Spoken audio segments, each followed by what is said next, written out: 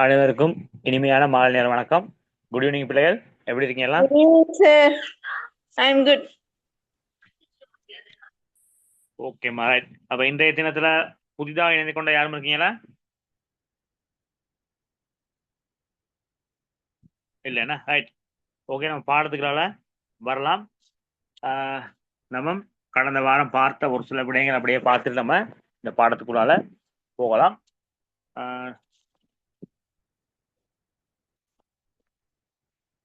அதாவது தரம் 11 நீங்க பார்க்கலாம். அப்படின்னு பாத்தீங்கன்னா சுற்றாடல் பிரச்சனைகளும் பேண்தகு அபிவிருத்தியும் என்ற தலைப்பின் கீழே வந்து நம்ம பார்த்து கொண்டு இருக்கின்றோம். இந்த அடிப்படையில வந்து நாம் பார்க்க போற விடயங்களை பார்த்தீங்கன்னு சொன்னா தற்கால சூழல் பிரச்சனைகளை இனம் காண்பது தொடர்பா நம்ம இந்த பாடப்பகுதியை பார்த்து கொண்டு இருக்கின்றோம்.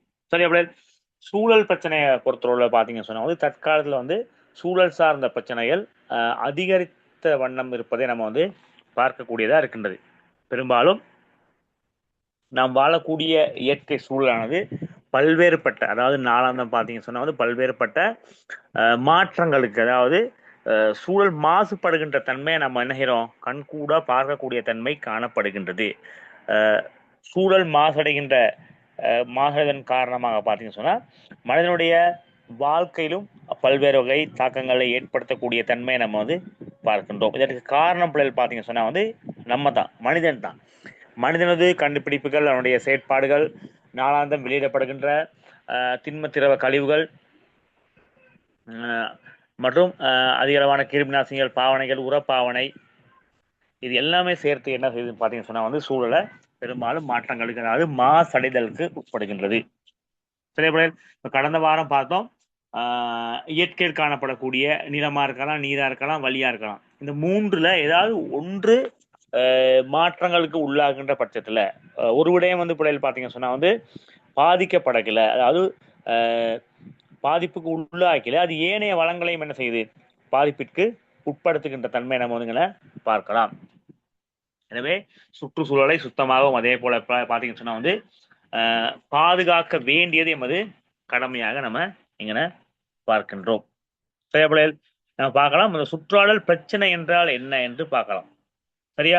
அதாவது பாருங்க, தாவர விலங்கு சாகியங்களின் இருப்புக்கு பங்கம் விளைவிக்கும் வகையில் சுற்றாடல் நிபந்தனைகள் மாற்றமடைதலே சுற்றாடல் பிரச்சனை எனப்படுகின்றது. சரியா? அதாவது தாவரங்களும் விலங்குகளும் சுற்றாடல் இருப்புக்கு மிக முக்கியமான விடயமாக காணப்படுகின்றது. எனவே தாவர விலங்குகளுடைய இருப்புக்கு பாதிப்பு நிகழ்கின்ற விடயங்கள், பாதிப்பினை ஏற்படுத்துகின்ற விடயங்கள் தான் நம்ம என்ன சொல்றோம், இந்த சுற்றாடல் மாசடைதல்ல மிக முக்கியமான ஒரு பிரச்சனையா நம்ம வந்து இங்க பார்க்கின்றோம். சரியா? பெரும்பாலும் நீங்க பார்க்கலாம் வந்து இந்த மனிதனால் சுற்றுச்சூழலில் ஏற்படுத்தக்கூடிய பிரச்சனையானது குறுங்கால பிரச்சனையா இல்ல, அது என்ன செய்யுது, அது வந்து நீண்ட கால பிரச்சனையாக மாற்றம் அடைகின்றது. உதாரணமாக சொல்லலாம் பிள்ளைகள் பார்த்தீங்கன்னு சொன்னா வந்து இப்போ உதாரணமா பொலித்தீன் பாவனை, இந்த பிளாஸ்டிக் பாவனையை பயன்படுத்தும் பொழுது அந்த பிளாஸ்டிக்கை நம்ம வெளியில சூழல்ல வீசுறோம், அல்லது ஏதோ ஒரு வகையில எரிக்கிறோம், ஏதாவது ஒரு விடையை செய்யும் பொழுது பார்த்தீங்கன்னா அது குறுங்கால பிரச்சனையா இருக்காது. ஏன்னா சுற்றால் இந்த பொலித்தீன் சார்ந்த பொருட்கள், பொலித்தீன் பிளாஸ்டிக் சார்ந்த பொருட்களை பார்த்தீங்கன்னு சொன்னா பிள்ளைகள் வந்து குறுகிய காலத்துல அது வந்து என்ன செய்யாது, மண்ணா உக்கி விடாது, அது நீண்ட கால தாக்கத்தினை மண்ணுக்கு ஏற்படுத்தும் என்பதுங்கன மிக முக்கியமான விடயமா நம்ம வந்து பார்க்கப்படுகின்றது. சரியா? நம்ம அடுத்து பார்ப்போம் சுற்றாடல் பிரச்சனை ஏற்படுவதற்கான காரணம், ஏன் இந்த சுற்றாடல் பிரச்சனை ஏற்படுகின்றது. சரியா? இப்ப இந்த பிரச்சனைகளை பார்க்கலாம். சரியா?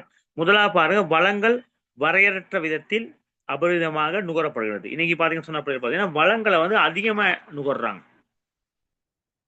சரியா? இது ஒரு முக்கியமான காரணமா இருக்கின்றது. சரியா? மனிதன் தனது தேவைகளுக்கு அதிகமாக என்ன செய்யறான், சூழலில் உள்ள வளங்களை வந்து வரையறை என்று என்ன செய்யறான், முறையற்ற விதத்துல வந்து பயன்படுத்துகிறதுனால வந்து இந்த சூழல் பிரச்சனை ஏற்படுகின்றது. இது முக்கியமானது. இந்த பிரச்சனை பாத்தீங்கன்னு சொன்னா அநேகமான நாடுகள் எதிர்நோக்கின்ற பிரச்சனையா மாறுகின்றது. சரியா? ரைட். அதோட சேர்த்து பார்க்கலாம் அப்படின்னு பாத்தீங்கன்னு சொன்னா வந்து இந்த காடழித்தல். சரியா? இந்த காடழிப்பும் மிக முக்கியமான ஒரு பிரச்சனை நம்ம வந்து பார்க்கப்படுகின்றோம். சரியா? அதோட பாருங்க, உணவு மற்றும் போசாக்கு பிரச்சனை, நோய் மற்றும் சுகாதார பிரச்சனை, விபத்து மற்றும் உயிர் மற்றும் சொத்திழப்புகள், சமூக பொருளாதார சீர்குலைவு இதுல வந்து அடங்கக்கூடிய விடயமா நம்ம வந்து பார்க்கின்றோம். இப்ப என்ன பார்த்தோம் அந்த காடழிப்பு சம்பந்தமாக. இப்ப காடழிப்பு சம்பந்தமாக பார்க்கும்பொழுது மனிதனுடைய தேவைகளை பொறுத்துதான் அந்த காடுகள் அழிக்கப்படுகின்றது. உதாரணமாக வந்து நம்ம மனிதனுடைய தேவைகள், அதாவது வந்து தளப்பாடங்கள் செய்வதற்காக பார்த்தீங்கன்னு சொன்னா வந்து வீடு கட்டல், வீடு தேவைகள், தளப்பாடங்கள் போன்ற தேவைகளுக்காக இந்த காடுகளை வந்து பெரும்பாலும் அழிக்கப்படுற தன்மை நம்ம வந்து பார்க்கலாம்.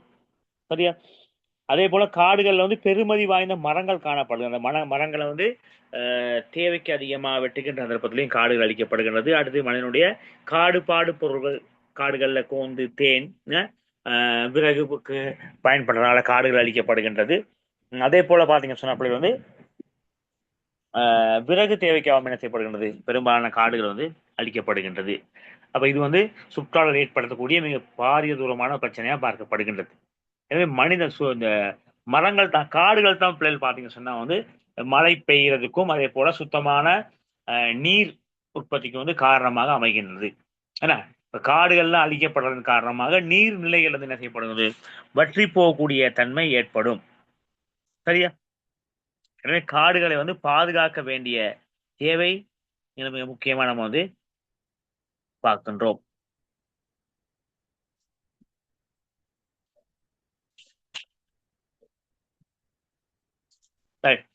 அடுத்து பாருங்க முறையற்ற வளப்பாவனை. இது மிக முக்கியமானது.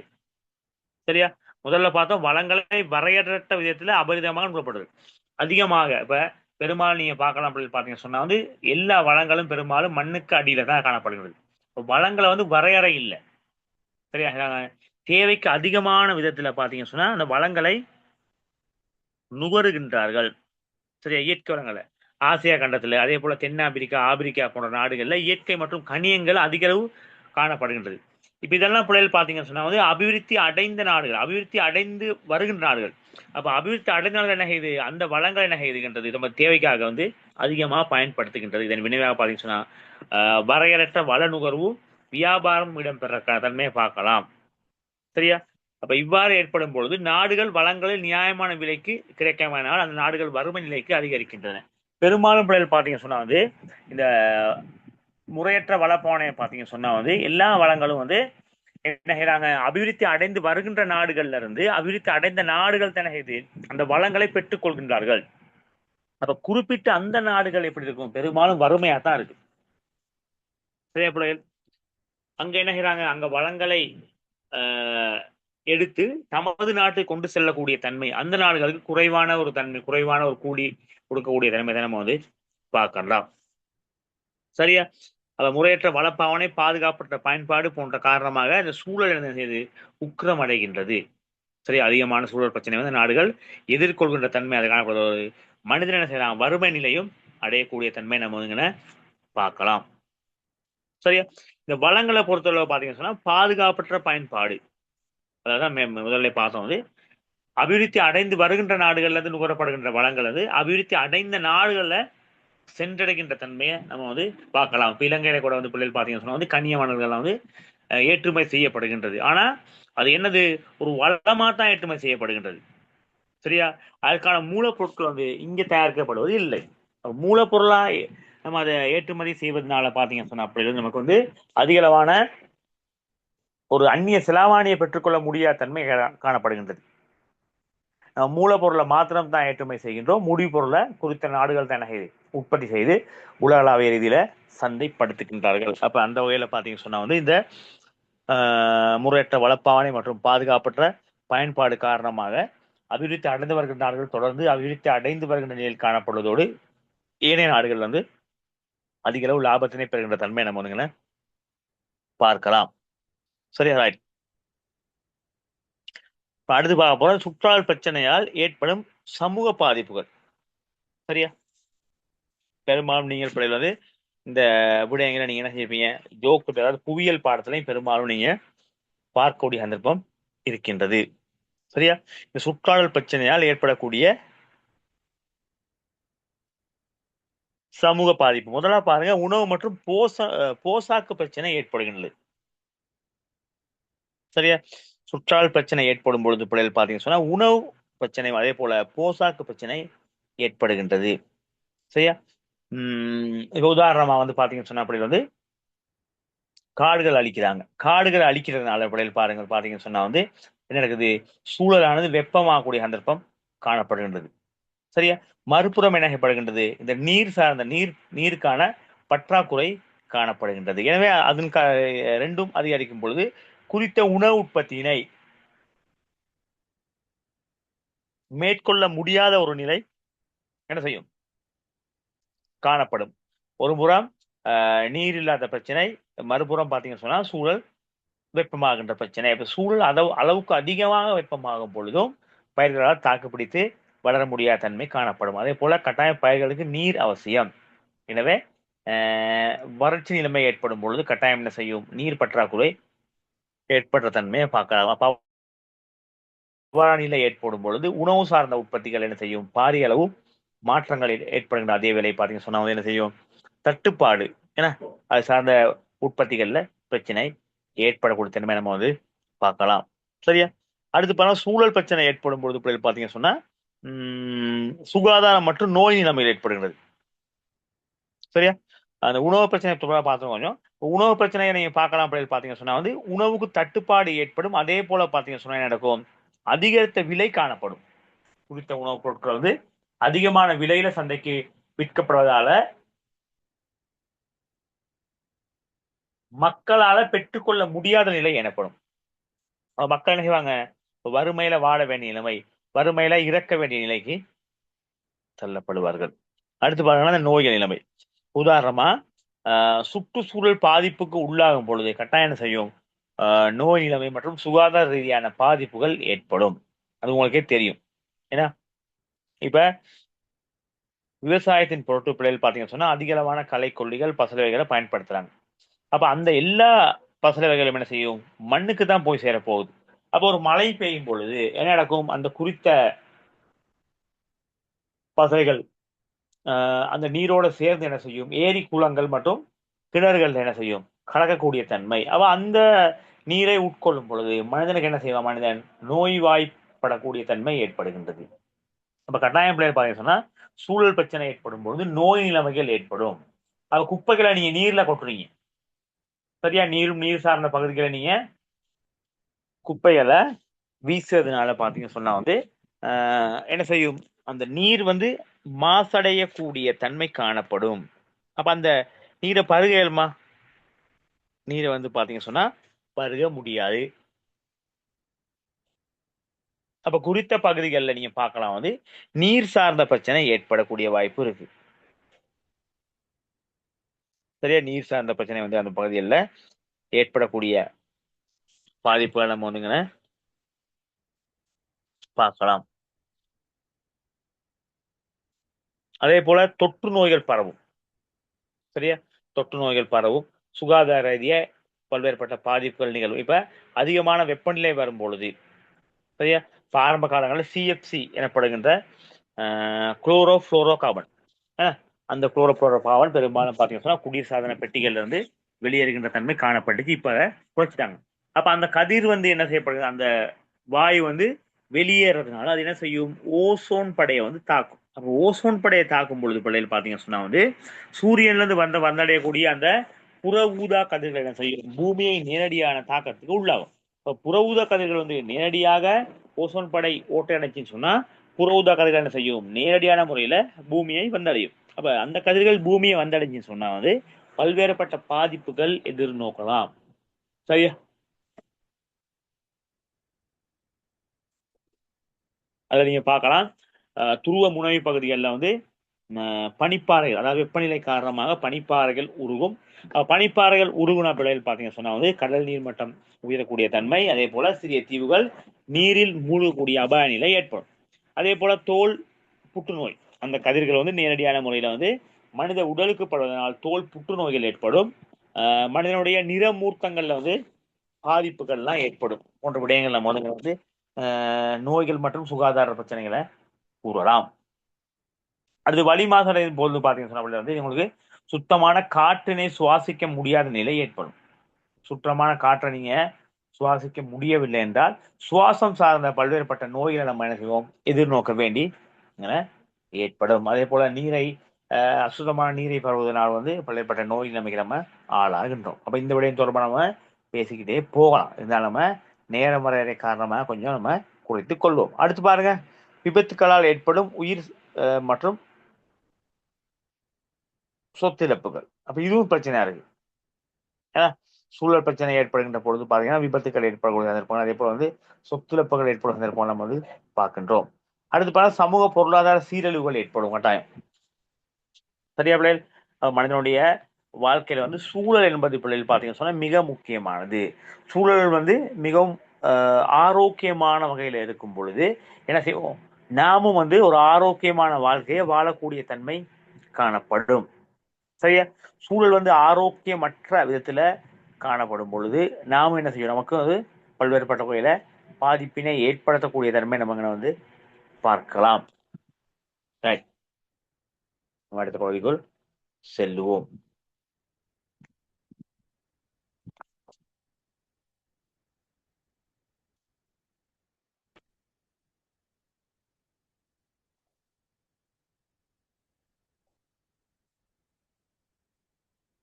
பார்ப்போம். நம்ம இந்த இயற்கை காரணிகளால் பௌதிக சூழலுக்கு ஏற்படும் பாதிப்புகள். இந்த இயற்கை காரணிகளால வந்து பௌதிக சூழலுக்கு ஏற்படக்கூடிய காரணிகள். அப்ப இயற்கை சூழலால் வந்து பௌதிக சூழலுக்கு பல்வேறுபட்ட வகையில் வந்து என்ன பாதிப்புகள் ஏற்பட்ட தன்மை நம்ம வந்து பார்க்கிறோம். முதலாக பார்த்தீங்கன்னு சொன்ன பிள்ளைகள் வந்து புவி அதிர்வு, அதாவது இயற்கை காரணிகளால் பௌதிக சூழலுக்கு ஏற்படக்கூடிய பாதிப்பு. சரியா? பூமி அதிர்வு பார்த்தீங்கன்னு சொன்னா பூமிக்கு அடியில் காணப்படக்கூடிய அந்த தகடுகள் வந்து ஒருங்கிய செய்வதால பார்த்தீங்கன்னு சொன்னா அல்லது நகர்வதன் காரணமாக இந்த புவி அதிர்வானது ஏற்படும். சரியா?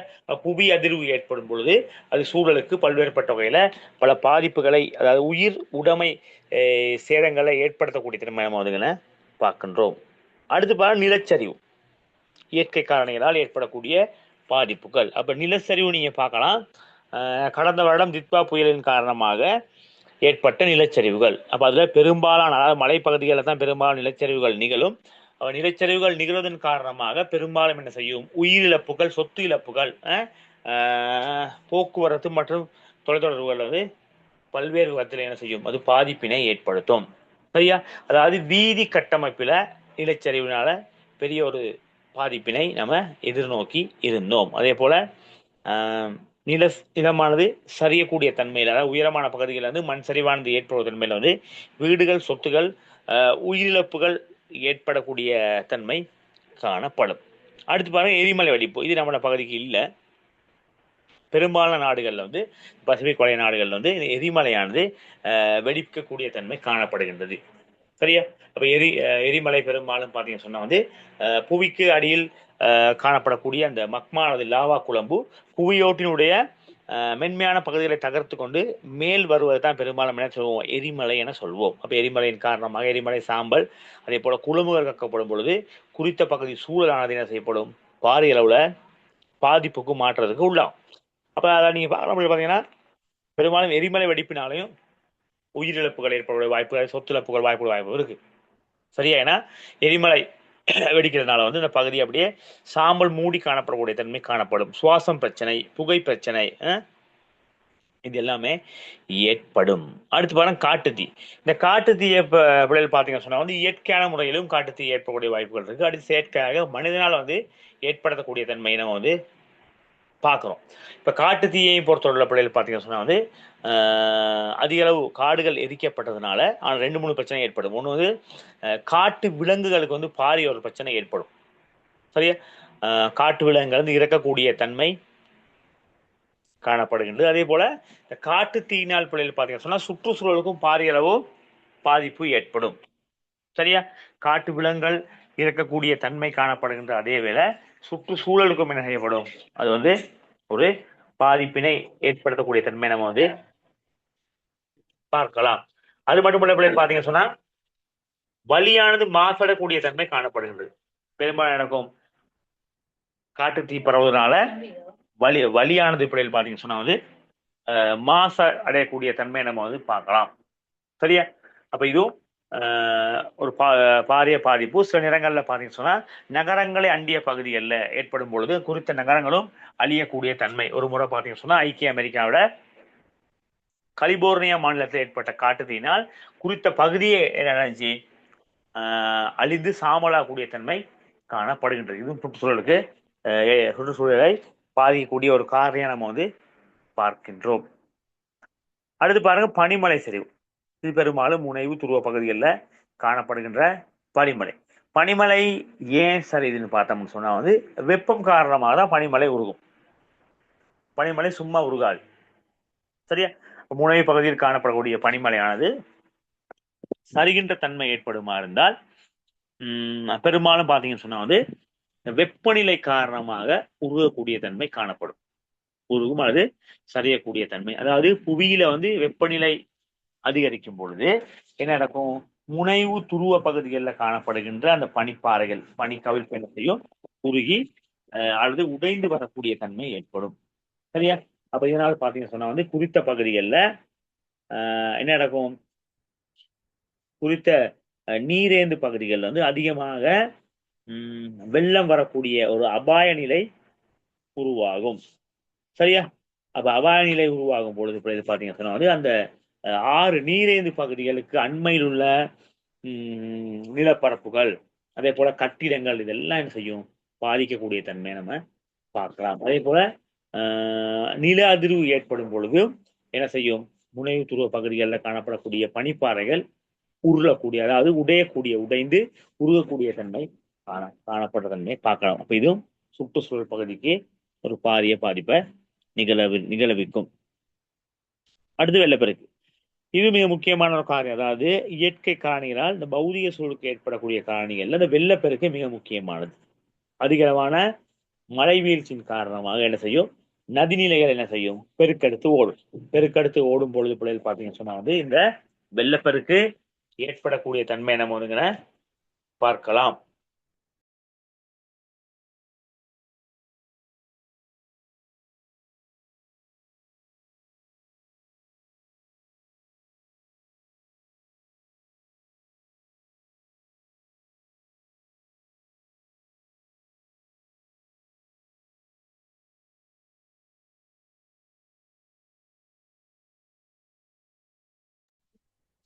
அப்ப நம்ம பார்க்கலாம் அந்த வெள்ளப்பெருக்கு அதிக அளவு மழை வீழ்ச்சி காரணமாக தொடர்ச்சியாக வந்து மழை பெய்யக்கூடிய தன்மை காணப்படுகின்ற பொழுது என்ன நடக்கும்? அதிக அளவு மழை வீழ்ச்சி காரணமாக பெரும்பாலும் நதி நீர்நிலைகள் என்ன செய்யும்? பெருக்கெடுக்கக்கூடிய தன்மை காணப்படும். எனவே நதியினை அண்டிய பகுதியில் காணப்படக்கூடிய நகரங்கள் அருகில் காணப்படக்கூடிய குடியிருப்பு என்ன செய்யும்? வெள்ள நீர் உட்புகக்கூடிய தன்மை. அதே போல தாழ்வான பகுதியில வந்து அந்த வெள்ள நீரானது உட்புகும். இவ்வாறு நிலை ஏற்படும் போது அது நம்ம வெள்ளப்பெருக்கு என்று சொல்கின்றோம். அதுவும் என்ன செய்யும்? சுற்றுச்சூழலுக்கு பாரிய அளவு பிரச்சனையாக அமையும். உயிரிழப்புகள் ஏற்படலாம். அதே போல சொத்து இழப்புகள் ஏற்படலாம். கடந்த வருடம் வந்து டித்வா புயல் காரணமாக என்ன செய்யப்படுது? மண் சரிவோடு சேர்ந்து இந்த வெள்ளப்பெருக்கு நிலையும் ஏற்பட்டது. அதிகளவான வெள்ளப்பெருக்கின் காரணமாக பல கோடி சொத்துக்கள் அதே போல பல உயிர் இழப்புகளும் ஏற்படக்கூடிய தன்மை நம்ம வந்து பார்த்தோம். அது மட்டும் இல்லாம அந்த சுற்றுச்சூழல் என்ன செய்யப்படுகின்றது? குறிப்பா பெரும்பாலும் பாரிய சூழல் பிரச்சனைக்கு எதிர்நோக்கினார்கள் அந்த மக்கள். ஏன்னா நீர் தட்டுப்பாடு ஏற்பட்டுச்சு, தொற்று நோய்கள் பரவுனுச்சு, குடிக்க தண்ணீர் கூட இல்லாத நிலை ஏற்படுகின்றது. சரியா? இதை நான் பார்க்குறோம் வந்து இந்த வெள்ளப்பெருக்கு. அடுத்து பாருங்க வறட்சி. இந்த வறட்சியும் வந்து பிள்ளைகள் பார்த்தீங்கன்னு சொன்னா மிக மிக முக்கியமான ஒரு காரணி. அதாவது பௌதிக சூழலில் பாரிய தாக்கத்தை ஏற்படுத்தக்கூடிய காரணி. சரியா? சூழலில் வெப்பநிலை அதிகரிக்கும் பொழுது பிள்ளைகள் பார்த்தீங்கன்னு சொன்னா இந்த நீர் வந்து பற்றாக்குறையாகக்கூடிய தன்மையை பார்க்கலாம். அப்ப நீர் பற்றாக்குறை ஆகணுச்சுன்னா என்ன நடக்கும்? அங்கே சூழல் வெப்பநிலை ஏற்படும் பொழுது இந்த வறட்சி நிலை ஏற்படும். சரியா? இப்ப வறட்சி நிலை ஏற்படும் பொழுது பெரும்பாலும் பார்த்தீங்கன்னு சொன்னா நீர் பற்றாக்குறை காணப்படும். இப்ப வறட்சி நிலை காரணமாக தாவரங்கள் அதே போல விலங்குகள், வனவிலங்குகள் இருக்கலாம், ஏனைய விலங்குகளும் என்ன செய்யக்கூடியது? இறக்கக்கூடிய தன்மை காணப்படுகின்றது. சரியா? அப்ப வறட்சியும் வந்து சுற்றுச்சூழலுக்கு பாதிப்பினை ஏற்படுத்தக்கூடிய காரணியாக இருக்கு. அடுத்து பாருங்க சூறாவளி. இது காற்றினால் ஏற்படக்கூடிய ஒரு விடயமா பார்க்கின்றோம். காற்று வேகமாக சுழன்று வீசும்போது இந்த சூறாவளி நிலை ஏற்படுகின்றது. அப்ப இதுவும் உயிர் உடைமை இழப்புகளுக்கு காரணமாக அமையும். பெரும்பாலும் வீடுகளுடைய கூரைகள் அதே போல உயிரிழப்புகள் நம்ம சந்திக்கலாம். அடுத்து சுனாமி 2004ஆம் ஆண்டு இலங்கையில ஏற்பட்டுச்சு. ஜப்பான் போன்ற நாடுகள்ல தொடர்ச்சியா சுனாமி ஏற்படக்கூடிய தன்மை காணப்படுகின்றது. சுனாமி ஏற்படும் பொழுது கடல் நீர் உள்வாங்கி பாரிய ஒரு அலையின் ஊடாக என்ன செய்யப்படுது, கடற்கரை அண்டிய பகுதிகள் தாக்கத்திற்கு உள்ளாக்கப்படும். சரியா? இப்ப இவ்வாறான நிலை ஏற்படும் பொழுது உயிர் உடைமை மற்றும் சொத்துக்கள் பௌதிக சூழல்ல பாரிய ஒரு மாற்ற ஏற்படுகிறத நம்ம பார்க்கலாம். அப்ப இது வரைக்கும் பார்த்த பாருங்க, இந்த இயற்கை காரணிகளால் பௌதிக சூழலுக்கு ஏற்படக்கூடிய பாதிப்புகள் அவன புவி அதிர்வுல நிலச்சரிவுல எரிமலை வெடிப்பு, காட்டுத்தீ, பனிச்சரிவு, வெள்ளப்பெருக்கு, வறட்சி, சூறாவளி, சுனாமி போன்ற 9 விடயங்களை பார்த்திருந்தோம். இந்த 9 விடயங்களையும் பார்த்தீங்கன்னு சொன்னா ஏதாவது ஒரு விடயம் ஏற்படும் பொழுது குறிப்பிட்ட ஒரு பகுதி மாத்திரம், ஒரு விடயம் மாத்திரம் பாதிப்பிற்கு உள்ளாகாது. சரியா? அது என்ன செய்யும்? நீர்நிலையை பாதிக்கின்ற அதே வேளை நிலம் மற்றும் வலி எல்லா விடயங்களையும் மட்டும் சுற்றுச்சூழல் இது எல்லா விடயங்களுமே பார்த்தீங்கன்னு சொன்னா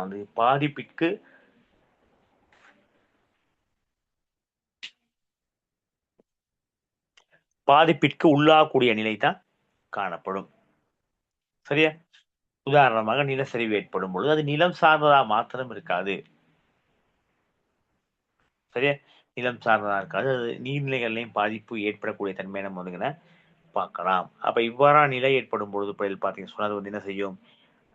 இயற்கை காரணிகளால் பௌதிக சூழலுக்கு ஏற்படக்கூடிய பாதிப்புகள் தான் சொல்றாங்க. அப்ப இது ஒரு பொதுவான ஒரு ஜென்ரலான கேள்வியா நம்ம பார்க்கிறோம்.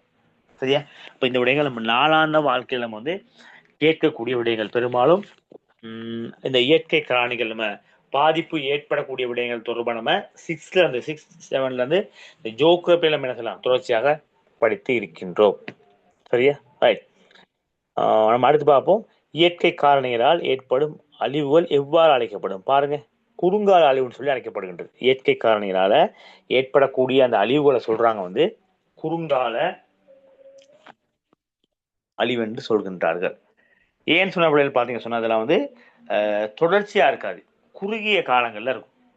குறுகிய காலங்கள்லாம் சில வேலை சூறாவளி ஏற்படும் பொழுது கிட்டத்தட்ட ஒரு அரை மணி நேரம் அல்லது 1 மணி நேரத்துக்கு அவ்வாறான பலமான ஒரு காற்று வீசக்கூடிய தன்மை காணப்படுகின்றது. சரியா? ஒரு நில அதிர்வு ஏற்படும் பொழுது சில நிமிடங்களில் ஏற்படக்கூடிய நில அதிர்வு இருக்கும். சில நிமிடங்கள் என்ன செய்யலாம், அந்த நில அறிவு ஏற்பட்டு விடலாம். அதே போல பாத்தீங்கன்னா இந்த வெள்ளப்பெருக்கு ஏற்படும் பொழுது சில வேலை அது ஒரு 2-3 நாட்கள் நீடிக்கலாம். அதிகமான மழை ஏற்பட்டு அதன் வினைவாகத்தான் பிள்ளைகள் பார்த்தீங்கன்னு சொன்னா இந்த வெள்ளப்பெருக்கு ஏற்படும். அப்ப அது ஒரு 2 அல்லது 3 நாட்கள் நீடிக்கும் தன்மை காணப்படுகின்றது. இப்ப வறட்சி நிலைமை அப்படித்தான். வறட்சி தொடர்ச்சியாக நீர் பற்றாக்குறை ஏற்பட்டு தான் வறட்சி நிலைமை ஏற்படும். சுனாமியும் பிள்ளைகள் பார்த்தீங்கன்னு சொன்னா குறிப்பிட்ட சில நிமிடங்கள் அல்லது சில நிமிடங்கள்ல அந்த குறித்த சம்பவமானது நடைபெற்று முடிந்து விடும். சரியா? காட்டு தீயும் பெரும்பாலும் ஒரு நாளுக்குள்ள குறித்த நாட்களுக்குள்ள அது நிறைவேற பார்க்கலாம். அப்ப பெரும்பாலும் இந்த இயற்கை இடர்களை பார்த்தீங்கன்னு சொன்னா குறுங்கால அழிவுகள் தான் சொல்லுவாங்க. சரியா? குறிப்பிட்ட சில மணி நேரம், குறிப்பிட்ட சில நிமிடம், குறிப்பிட்ட சில செகண்ட், குறிப்பிட்ட சில நாட்களுக்கு மாத்திரம் சூழலுக்கு அழிவை ஏற்படக்கூடிய, அதாவது பாதிப்பினை ஏற்படக்கூடிய விடயமா நம்ம இதை பார்க்கின்றோம். அப்ப இதுவரைக்கும் பார்த்த விடயமா உங்களுக்கு விளங்குச்சா? Okay, right. நம்ம அடுத்து பார்ப்போம், இந்த சுற்றாடல் அதாவது மனித செயற்பாடுகளால் ஏற்படும் சுற்றாடல் பிரச்சனைகள். மனிதனுடைய செயற்பாடு காரணமாக ஏற்படுகின்ற சுற்றாடல் பிரச்சனைகள் தொடர்பாக பார்க்கிறோம். பெரும்பாலும் பிள்ளைகள் பார்த்தீங்கன்னு சொன்னா மனிதனுடைய செயற்பாடு, மனிதனால தான் சுற்றாடல் இன்னைக்கு பாதிப்புக்கு உள்ளாகுது. சரியா? ஆரம்ப கால மனிதனை நீங்க பாத்தீங்கன்னா பிள்ளைகள் பாத்தீங்கன்னா அவன் என்ன செஞ்சான், இயற்கையோடு இணைஞ்சுதான் வாழ்ந்தான். சரியா? இயற்கையோடு இணைந்த தன்மையில வாழ்ந்தான். இயற்கையை நேசித்தான். மழைக்காலங்கள்ல வெட்ட வெளிகள்ல வாழ்ந்த மனிதன், மழைக்காலங்கள்ல கட்குகையில வாழ்ந்த மனிதன் வெயில் காலங்கள்ல பாத்தீங்க சொன்னா வந்து வெட்ட வெளிகள்ல வாழ்ந்தான். அப்ப உணவு மட்டும்தான் அவனுடைய பிரதானமான தேவையா இருந்துச்சு. உணவை வேட்டையாடுறதுலயும் வாழ்ந்தான். பிறகு என்ன செய்தான்? அவன் விவசாயம் செய்ய பழகி கொள்கின்றான். இவ்வாறு வாழ்ந்த மனிதன் வந்து ஆரம்ப காலத்துல சுற்றாடலை நேசித்தான். ஆனா இன்று அப்படியா இல்ல. இப்ப மனிதனால் வந்து சூழல் வந்து என்ன செய்யுது? நாளாந்தம் என்ன செய்யப்படுகிறது? பல்வேறுபட்ட பாதிப்புகளுக்கு உள்ளாக்கக்கூடிய தன்மை தான் நம்ம வந்து பார்க்கிறோம். சரியா? அப்ப மனித செயற்பாடுகளால் ஏற்படும் சுற்றாடல் சார் பிரச்சனையை பார்க்கிறோம். சரியா? அப்ப நீங்களாம் கூட வீட்டு பக்கம் பார்க்கலாம். உங்களோட சூழலை நீங்க அவதானிக்கலாம். மனிதனால என்னென்ன பிரச்சனை சுற்றாடலுக்கு ஏற்படுகின்றது என்று பாருங்க. முதலாவது பாருங்க, புவி வெப்பமடைதல். அப்ப இதுவும் மனிதனால் ஏற்படக்கூடிய ஒரு பிரச்சனையாக பார்க்கின்றோம். இன்று மனிதன் செயல்பாடு காரணமாக தான் புவியானது வெப்பமடைகின்றது. சரியா? சொன்ன மாதிரி காடுகள் அழிக்கிறது. சரியா? காடுகள் அழிப்பதன் காரணமாகவே சூழலுடைய சமநிலை நாம போயிட்டு புவி வெப்பமடைகின்றது. அடுத்து அணு ஆயுத பாவனை, வாகன புகை, தொழிற்சாலையிலிருந்து வெளியேற்றப்படுகின்ற கழிவுகள், வீட்டிலிருந்து வெளியேற்றப்படுகின்ற கழிவுகள், இதெல்லாம் என்ன செய்யப்படுகின்றது? இந்த சூழல் வந்து வெப்பநிலை அடைய ஒரு காரணமாக இருக்கின்றது. அடுத்து பார்ப்போம் வந்து வானிலையில் பாரிய மாற்றங்கள் ஏற்படுதல். இது உண்மைதான். சரியா? ஆரம்ப காலங்களில் பிள்ளைகள் பார்த்தீங்க சொன்னா வந்து குறுகிய காலத்துல கூறப்படுகின்ற விடயங்கள் பார்த்தீங்க சொன்னா, அதாவது வானிலையில பாரிய மாற்றத்தை ஏற்படுத்தல், அது கூறுகின்ற விடயங்கள் சரியான இருக்கும். அதாவது விவசாயிகளை பார்த்தீங்க சொன்னா வந்து அந்த பருவ மழைகளை அடிப்படையாக கொண்டு, அதாவது அந்த மழை வீழ்ச்சி, வெயில் பருவம் போன்ற பருவங்களை அடிப்படையாக கொண்டுதான் பிள்ளைகள் பார்த்தீங்க சொன்னா வந்து விவசாயத்தை மேற்கொண்டாங்க. அப்ப அவனுக்கு மழை வரக்கூடிய பருவம் தெரியும், வெயில் வரக்கூடிய பருவம் தெரியும், வறட்சியான பருவம் தெரியும், காற்று வீசக்கூடிய பருவம் தெரியும். ஆனா இன்று அவ்வாறான நிலை இல்லை. ஏன்? அதாவது காலநிலையில் பார்த்தீங்க சொன்னா பாரிய மாற்றம் காணப்படுகின்றது. மழை வரக்கூடிய மாதங்களில் வெயில் வரக்கூடிய தன்மையை நம்ம வந்து அவதானிக்கிறோம். அதிக அளவு வெயில் காணப்படக்கூடிய நாட்கள்ல வந்து கடுமையான மழை வீழ்ச்சி காணப்படுறதை நம்ம வந்து பார்க்கின்றோம். இப்போ இதெல்லாம் பிள்ளைகள் பார்த்தீங்கன்னு சொன்னா வந்து காலநிலையில என்ன நடக்குது? பாரிய மாற்றங்களை ஏற்படுத்தக்கூடிய தன்மையை நம்ம வந்துங்க பார்க்கலாம். அடுத்து பாருங்க, உயிர் பல்வகமை பாதிப்பு. சூழல்ல காணப்படக்கூடிய அந்த உயிர் பல்வகமை என்ன செய்யப்படுகிறது? அழிவடைகின்றது. இப்ப காடுகள் அழிக்கிறதுனால, காட்டு தீ வைக்கிறதுனால, வெள்ளப்பெருக்கு ஏற்படுறதுனால சூழல்ல காணப்படக்கூடிய உயிர் பல்வகமை, பல்வேறு உயிரினங்கள் என்ன செய்யப்படுகின்றது? அழிவுக்கு உள்ளாகுது. இப்ப ஆரம்ப காலத்துல காணப்பட்ட உயிரினங்கள் இன்னைக்கு பாதி இல்லாத நிலை தான் இருக்கு. பாதி நம்ம என்ன செய்யறோம்?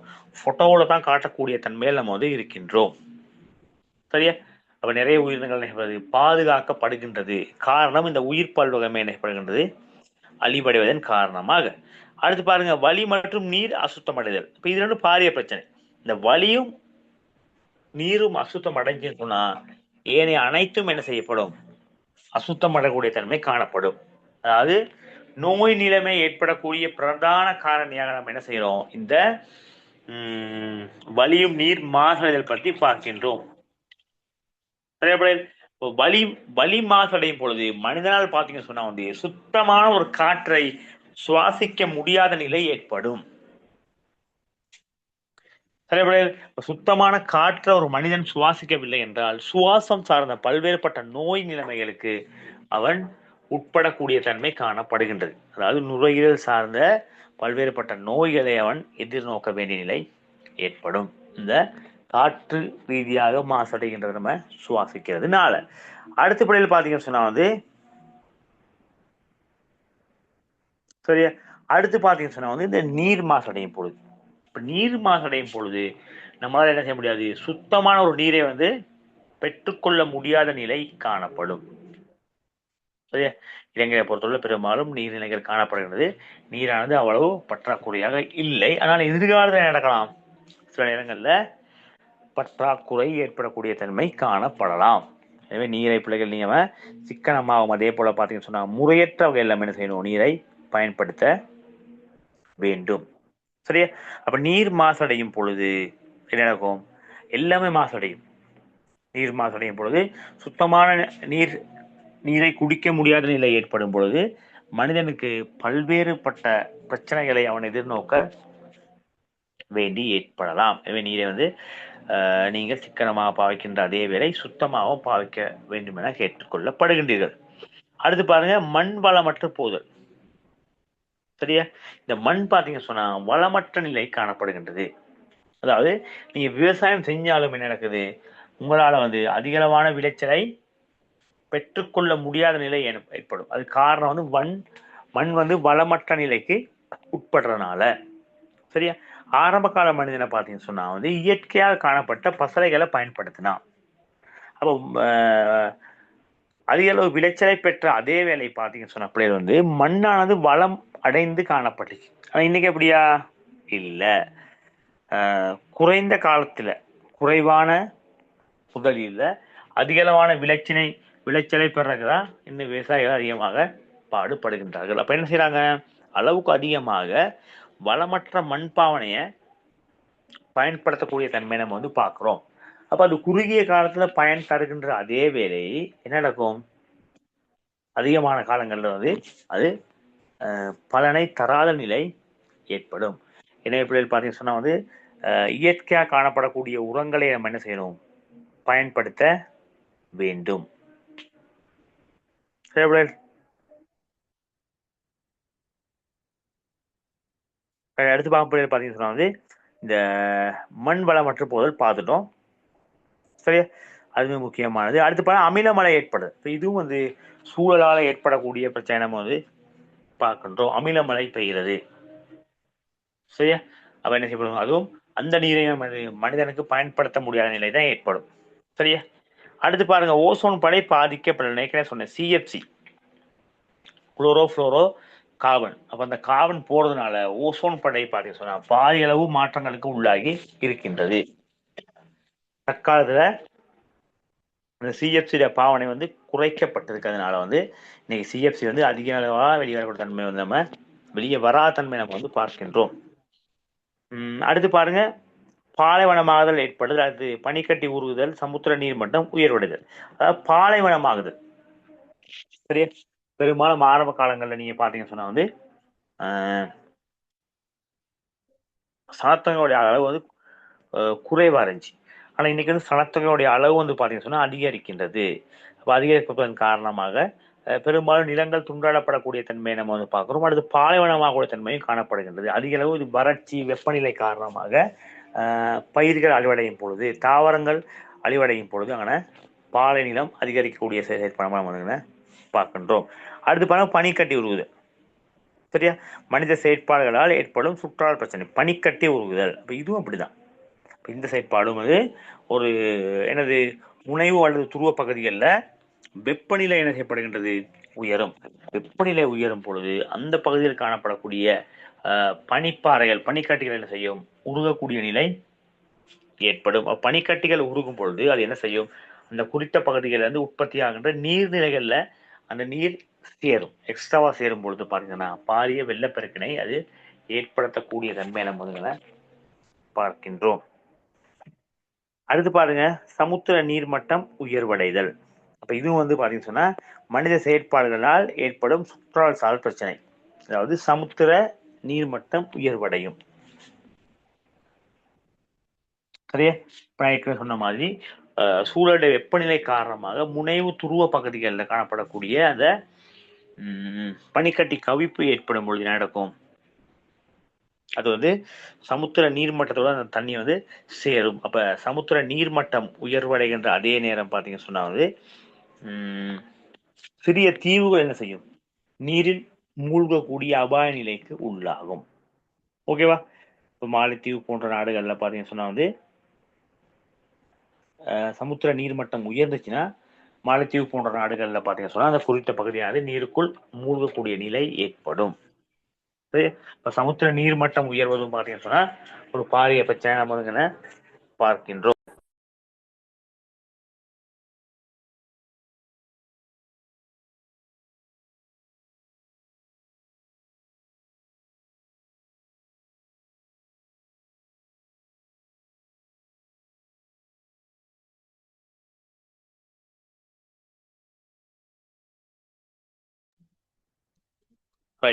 அப்ப இதுவரைக்கும் புயல் பார்த்தோம் அதாவது மனித செயற்பாடுகளால் ஏற்படும் சுற்றாடல் சார் பிரச்சனைகள் தொடர்பா பார்த்தோம். முதல்ல பார்த்தோம் இயற்கை காரணிகளால் பௌதிக சூழலுக்கு ஏற்படக்கூடிய பாதிப்புகள் பார்த்தோம். சரியா? இறுதியா பார்த்தோம் மனித செயற்பாடு காரணமாக சுற்றாடல் ஏற்படக்கூடிய பாதிப்புகள். இந்த ரெண்டு விடயங்கள்லையும் பார்த்தீங்கன்னு சொன்னா மனிதனுடைய தலையீடு இருக்கு. அதை நீங்க ஞாபகத்துல வைக்கணும். இப்ப இயற்கையான காரணிகள் நிலவும் பொழுதும் சரி, மனிதனுடைய செயற்பாடுகளால மேற்கொண்ட விடயங்கள் ஏற்படும் பொழுது அது ரெண்டுலையும் பார்க்கலாம். நீங்க மனிதனுடைய தலையீடு இல்லாம இல்ல. உதாரணம் பாருங்க, இயற்கை காரணிகளால் பௌதிக சூழலில் ஏற்படக்கூடிய பாதிப்புகள் பார்த்தா நம்ம நிலச்சரிவு பார்த்தோம். இப்ப நிலச்சரிவு ஒரு புறம் நம்ம பார்க்கலாம், பூவினுடைய அதிர்வு காரணமா ஏற்படும் பார்க்கலாம். சரியா? மறுபுறம் என்னது, மனித செயற்பாடு காரணமாக தான் நிலச்சரிவு ஏற்படுகிறது. செங்குத்தான முறையில பயிர் செய்கை மேற்கொள்ளுதல், வீடுகளை அமைக்கிறது, காடுகளை அழிக்கிறது, இதெல்லாம் என்ன செய்யப்படுது, நிலச்சரிவுக்கு காரணமா அமையும். அப்ப அது என்ன செய்யும், சூழலுக்கு ஏற்படும் பொழுது என்ன செய்யும், திரும்ப நமக்கு தான் பிரச்சனை வரும். மனிதனு தான் அந்த பிரச்சனை காரணமாக அமைகின்றான். அப்ப அந்த காரணமாக அமைகின்ற பொழுது அது இயற்கை காரணி பாதிப்புக்கு உள்ளாகும் பொழுது என்ன செய்யும், யாருக்கு அது பாரிய பிரச்சனையா வரும், மனிதனுக்கு தான் அது திரும்ப என்ன செய்யும், பாரிய ஒரு பிரச்சனையாக அமையும். எனவே இயற்கையை நம்ம என்ன செய்யணும், எப்பொழுதுமே நேசிக்க வேண்டும், இயற்கையினை போற்றி பாதுகாக்க வேண்டும். இயற்கைக்கு எதிர்மாறான செயற்பாடுகளை செய்யற நம்ம என்ன செய்யணும், தவிர்த்து கொள்ள வேண்டும். சரியா? இப்போ இன்னைக்கு சொல்றாங்க அப்படின்னு பார்த்தீங்கன்னு சொன்னா இயற்கையில், அதாவது குப்பைகளை முறையற்ற விதத்துல வெளியே வீச வேணாம்னு சொல்றாங்க. குப்பைகளை, உக்கக்கூடிய குப்பைகள், அதே போல பொலித்தீன் கழிவுகள், பிளாஸ்டிக் கழிவுகள் போன்ற என்ன செய்யறாங்க, வரையறை செய்யறாங்க. பாவிக்க முடியாது, அதாவது பாவனைக்கு உதவாத கழிவுகள் என்ன செய்யறாங்க, மீள் பாவனைக்கு பயன்படுத்துறாங்க. இப்ப பிளாஸ்டிக் போன்ற பொருட்களை நீங்க என்ன செய்யலாம், குப்பையில வீசாம சேகரிச்சு என்ன செய்யலாம், அந்த கடைகள்ல கொடுக்கலாம். அப்ப அவங்க அதுக்கு என்ன செய்யறாங்க, குறிப்பிட்ட ஒரு தொகையை கொடுத்துட்டு அந்த குறித்த ஒரு பொருளை எடுத்துக்கிட்டு போயிட்டு என்ன செய்யறாங்க, அதை மீண்டும் மீள் உற்பத்திக்கு குறித்த பொருளை கொண்டு வருகின்றார்கள். செயற்படையில் அப்ப பாவனைக்கு உதவாத பொருட்கள் என்ன செய்யணும், நம்ம மீள் பாவனைக்கு நம்ம கொண்டு வரக்கூடிய தன்மையை நம்ம பார்க்க வேண்டும். சரியா? அப்ப வீட்டு கழிவுகள் நீங்க என்ன செய்யணும், உரிய வகையில வகைப்படுத்தணும். உக்கக்கூடிய பொருட்கள், அப்ப என்ன செய்யலாம், அந்த பொருட்கள் மூலமா நீங்க சேதன பசலையை நீங்க செய்து கொள்ளலாம். அதே போல ரசாயன பசலை பாவனை நம்ம என்ன செய்யணும், முற்றாக தவிர்க்கணும் அல்லது என்ன செய்யணும், கொஞ்சம் குறைக்க வேண்டும். இவ்வாறு செய்தால்தான் நம்ம என்ன செய்யலாம், இயற்கை சூழலோடு இணைந்த ஒரு வாழ்க்கையினை வாழ முடியும். இல்லைன்னு சொன்னா நம்ம என்ன செய்யணும், இயற்கையோடு இணைந்த ஒரு சூழல் நம்மளால வாழ முடியாத நிலை ஏற்படும். ஓகேமா? அப்ப இதுவரைக்கும் பார்த்த விட உங்களுக்கு விளங்குச்சாமா?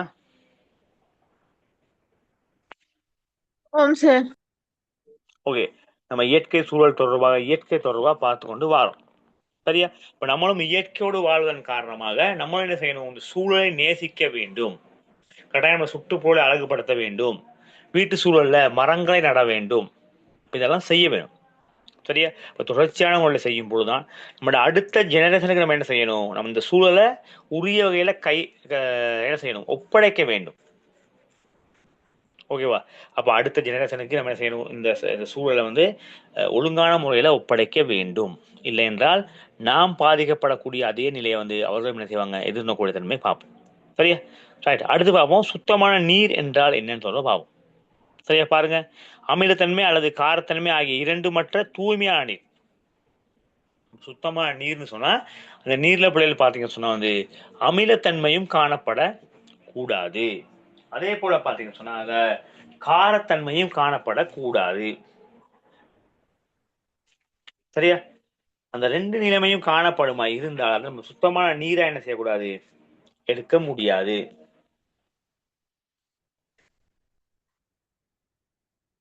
சரியா? அப்ப நீரை பாத்தீங்கன்னு சொன்னா பொருட்களை கரைசலுக்கு உட்படுத்தக்கூடிய ஆற்றல் நீருக்குள்ள ஒரு விசேடமான விடயமா நம்ம பார்க்கிறோம். சரியா? இதனால் நீர் என்ன செய்யப்படுகின்றது, இலகுவான முறையில மாசடைகிறது. இப்ப கடந்த 125 ஆண்டுகளில் மனித செயற்பாடு காரணமாக நீர் மாசடைதல் மிக துரிதமடைந்து இருக்கு. சரியா? அப்ப நம்ம நினைக்கூடாது நீர் இப்பதான் மாசடைஞ்சுக்கிட்டு வருதுன்னு நினைக்கூடாது. இல்ல, அப்ப ஆரம்ப காலத்துல இருந்து மனிதனுடைய செயற்பாடுகள் காரணமாக அந்த நீர் என்ன செய்யப்படுகிறது, துரித கதியில மாசடைந்து கொண்டு வருகின்றது. சரியா? ஒண்ணு சனத்தொகை அதிகரிப்பு, ரெண்டாவது மலம் போன்ற மனித கழிவுகள் என்ன செய்யப்படுகிறது? சுகாதாரத்துக்கு பாதிப்பு ஏற்கக்கூடிய கழிவுகள் நீரோடு சேர்க்கப்படுகிறது. இது ஒரு பாரிய பிரச்சனை. அடுத்து காடழிப்பு, விவசாய நடவடிக்கைகள் போன்ற காரணமாக நீர் மாசடைகின்றது. இதனால் உலகம் பூராவும் உள்ள மக்களில் 24% என்ன செய்யறாங்க? சுத்தமான நீரை பெற முடியாம இருக்காங்க. உலகத்தில் வாழக்கூடிய மக்களை வந்து நம்ம 100% எடுத்துக்கிட்டோம்னு சொன்னா அதுல என்ன சொல்றாங்க? அதாவது 24% என்ன செய்கிறாங்க? சுத்தமான நீரை பெற முடியாத நிலையில இருக்காங்க. சரியா? எனவே நீர் என்பது மிக அவசியமான அத்தியாவசியமான ஒன்றாக காணப்படுகின்றது. கட்டாயம் நீர் அவசியம். சரியா? நீரை இருக்கின்ற நீரை என்ன செய்யணும்? சுத்தமான முறையில் பயன்படுத்த வேண்டும். அடுத்து சுத்தமான நீரின் pH பெருமானம் பாருங்க, அது 7.0 சொல்றாங்க. சுத்தமான நீரினுடைய இந்த pH பெருமானம் எவ்வாறு இருக்க வேண்டும் என்பதான கேட்கறாங்க. அது 7.7 காணப்பட வேண்டும். சரியா? அடுத்து பாருங்க, உலகில் காணப்படும் எத்தனை சதவீதமான மக்கள் சுத்தமான நீரை பெற முடிந்துள்ளார்கள்? அதாவது உலகத்துல வாழக்கூடிய எத்தனை சதவீதமான மக்களுக்கு வந்து சுத்தமான நீர் கிடைக்குதுன்னு கேட்கிறாங்க. அப்ப அங்க பாத்தீங்கன்னா உலகத்தில் வாழக்கூடிய மக்கள் இல்ல சுத்தமான நீரை பெறக்கூடிய மக்கள் நீங்க பாத்தீங்கன்னா எத்தனை வீதம்? 24%. 24%. அப்ப 24% பேர் தான் பிள்ளைகள் பாத்தீங்கன்னு சொன்னா வந்து என்ன நடக்குது? அந்த சுத்தமான நீரை பெறக்கூடிய தன்மை நம்ம பார்க்கலாம். சரியா? அடுத்து பார்ப்போம், நீர் மாசடைதல் என்றால் என்னன்னு பார்ப்போம். பாருங்க, நீர் இயற்கையாக காணப்படும் இயல்பிலிருந்து மாற்றம் அடைதல். முதல்ல பார்த்தோமே, அதாவது நீர் எப்படி இருக்கணும்? அமிலத்தன்மை அல்லது காரத்தன்மை ஆகிய இரண்டுக்கும் உட்படாத வகையில் இருக்கணும். சரியா? அமிலத்தன்மை அல்லது காரத்தன்மைக்கு என்ன செய்யக்கூடாது? இரண்டும் மற்ற தூய்மையான நீரை தான் நம்ம என்ன செய்யறோம்? தூய்மையான நீர்னு சொல்றோம். அமிலம், காரம் இரண்டும் இல்லாத நீரை தான் நம்ம என்ன செய்யறோம்? தூய்மையான நீர்னு சொல்றோம். அப்ப நீர் இயற்கையாக காணப்படும் இயல்புல மாற்றம் அடையும். ஒன்று அமிலத்தன்மை சேர்க்கப்படும் அல்லது காரத்தன்மை சேர்க்கப்படும். சரி, இவ்வாறு நிலை காணப்படுகிறது. இப்ப படையில நம்ம பார்க்கலாம், வந்து நாம் பயன்படுத்தக்கூடிய நீர் இப்ப நம்ம நாளாந்தம் இலங்கையை பொறுத்தவரை பயன்படுத்துகின்றோம். பெரும்பாலும் சில வீடுகளில் பார்த்தீங்கன்னு சொன்னா வந்து இயற்கையான நீர் ஊற்றுகளை பயன்படுத்துகின்றாங்க. சில வீடுகளை பார்த்தீங்கன்னு சொன்னா குழாய் நீர் மூலமாக, குழாய் கிணறு ஊடாக நீரை பெறுகின்றார்கள். சிலவங்க பார்த்தீங்கன்னு சொன்னா வந்து கிணறுகள் மூலமாக நீரை பெற்றுக்கொள்கின்றார்கள். சிலர் பார்த்தீங்கன்னு சொன்னா வந்து நீர் வடிகால அமைச்சு ஊடாக நம்ம பெற்றுக்கொள்கின்றோம். சிலர் பார்த்தீங்கன்னு சொன்னா வந்து இந்த ஆறுகள், ஏரிகள் அந்த குளங்கள்ல இருந்து பெற்றுக்கொள்கின்றார்கள். அப்ப நாம வந்து நாம் பெறக்கூடிய நீர் வந்து சுத்தமான நீரா இருக்கிறா? பெரும்பாலும் இல்லை. சரியா?